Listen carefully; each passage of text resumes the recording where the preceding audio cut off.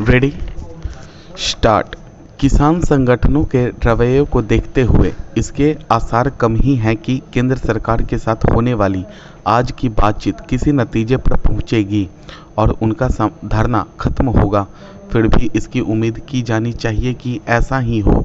यह उम्मीद तभी पूरी हो सकती है जब किसान नेता अपनी यह जिद छोड़ेंगे कि तीनों नए कृषि कानूनों को वापस लिया जाए।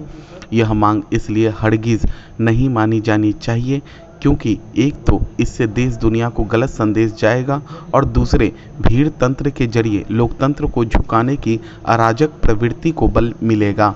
इन कानूनों की वापसी होने पर कल को कोई अन्य समूह संगठन लोगों को दिल्ली में जमा कर यह मांग कर सकता है कि अमुक अमुक कानून खत्म किया जाए। कृषि कानूनों को वापस लेने की मांग इसलिए अनावश्यक जिद के अलावा और कुछ नहीं क्योंकि सरकार उनमें संशोधन के लिए तैयार है।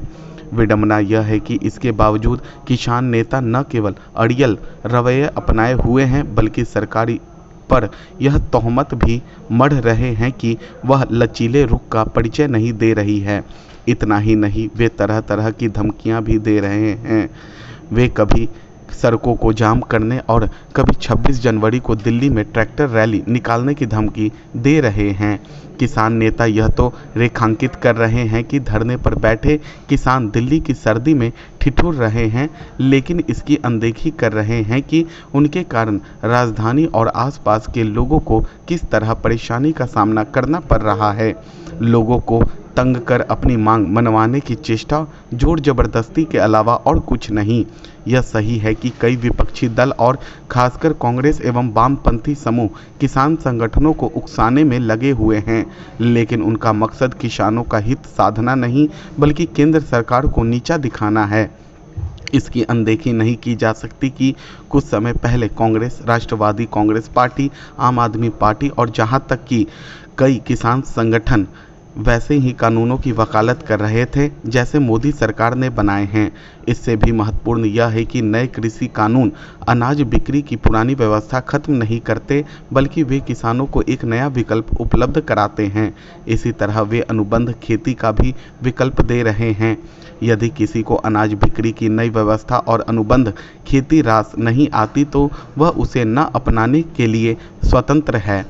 आखिर किसी भी क्षेत्र में कुछ और विकल्पों की उपलब्धता समस्या कैसे बन सकती है और वह भी तब जब पुराने विकल्प खत्म न किए गए हों। आदरणीय प्रधानमंत्री नरेंद्र मोदी जी के नेतृत्व में केंद्र सरकार ने पिछले 6 वर्षों के दौरान खेती और किसानों के हित में कई महत्वपूर्ण कदम उठाए हैं। नए कृषि कानून भी इन्हीं प्रयासों का हिस्सा है जो किसानों के जीवन में व्यापक परिवर्तन लाने में सक्षम हैं। हालांकि कुछ विपक्षी दलों को यह बदलाव रास नहीं आ रहा। वे नहीं चाहते कि किसान समृद्ध, खुशहाल और प्रतिस्पर्धी बने। ऐसे में बड़ा सवाल यही है कि ये विपक्षी दल किसानों को भ्रमित करने का षड्यंत्र क्यों कर रहे हैं। स्मरण रहे कि किसान अन्नदाता ही नहीं बल्कि राष्ट्र के निर्माता और लोकतंत्र के सशक्त आधार भी हैं। इसलिए आवश्यक है कि कृषक देश के विकास में साझेदार बनकर भारत को विश्व शक्ति के रूप में स्थापित करें। इसके लिए जरूरी है कि आर्थिक सुधारों की तरह कृषि क्षेत्र में भी व्यापक सुधार हो और कृषक नई प्रौद्योगिकी और नॉलेज हार्वेस्टिंग के साथ उत्पादक एवं मार्केट प्लेयर भी बने। वर्षों से देश के प्रगतिशील किसान, कृषि विशेषज्ञ, कृषि अर्थशास्त्री और वैज्ञानिक कृषि क्षेत्र में सुधार की मांग कर रहे थे। फिर भी पिछली सरकारें इस दिशा में कानून नहीं बना पाई। मोदी जी ने दशकों से की जा रही सुधारों की इस मांग को पूरा किया तो कुछ विपक्षी दल इन कानूनों को लेकर भोले भाले किसानों को गुमराह करने में लगे हैं। इनमें से एक कानून उपज, व्यापार और वाणिज्य के संवर्धन व सरलीकरण से जुड़ा है। दूसरा कीमत आश्वासन तथा कृषि सेवा पर अनुबंध से संबंधित है और तीसरा आवश्यक वस्तु अधिनियम में संशोधन से। किसानों को बड़गलाने में एक भ्रम यह फैलाया जा रहा है कि न्यूनतम समर्थन मूल्य यानी MSP समाप्त हो जाएगा, जबकि सरकार ने कई बार यह आश्वासन दिया है कि ऐसा कुछ नहीं होने जा रहा। इस बीच ध्यान देने योग्य बात यह है कि पिछली सरकार की तुलना में मोदी सरकार के समय एमएसपी में 500 से 2500 रुपये प्रति क्विंटल तक वृद्धि हुई है। इतना ही नहीं, एमएसपी में वृद्धि के साथ सरकार ने पहले की तुलना में अधिक खरीद भी की है, जिससे किसानों को अधिक धन हस्तांतरित हुआ। संप्रग के दूसरे कार्यकाल की तुलना में मोदी सरकार ने अपने 5 साल में लगभग दोगुना धान और 15 गुना तिलहन एमएसपी पर खरीदा। संप्रग 2 में गेहूं और धान की एमएसपी पर खरीद से किसानों को 3.74 लाख करोड़ रुपए का भुगतान किया गया, जबकि वर्तमान सरकार ने 5 वर्ष में गेहूं और धान की एमएसपी पर खरीद से किसानों को 8 करोड़ रुपए से भी ज़्यादा का भुगतान किया। 2014 से पहले देश में दालों का संकट था, लेकिन मोदी जी ने नीतियों में बदलाव कर किसानों को दाल उत्पादन के लिए प्रोत्साहित किया गया।